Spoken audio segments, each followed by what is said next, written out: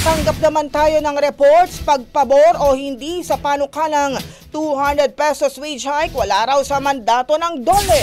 Brigada Maricar Sargan, ibrigada mo! Brigada Live Report! Nilinaw ni Department of Labor and Employment Secretary Bienvenido Laguesma na hindi saklaw ng kanilang mandato ang pagpapahayag ng suporta o pagtutol sa mga panukalang batas hinggil sa dagdag sahod ng mga manggagawa.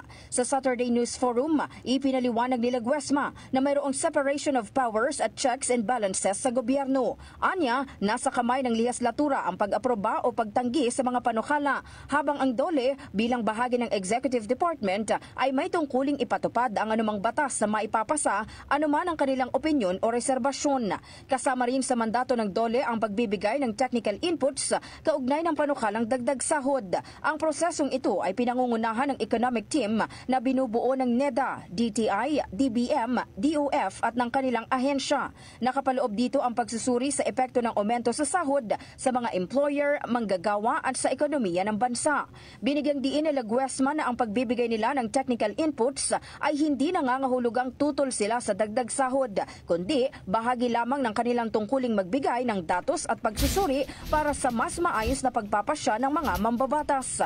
Mababatid na lusot na sa committee sa Kamara ang isinusulong na legislated 200 pesos na wage hike, habang sa ambush interview naman kahapon kay Pangulong Ferdinand Marcos Jr., sinabi nitong kailangan pa ng masusing pag-aaral ng naturang panukala.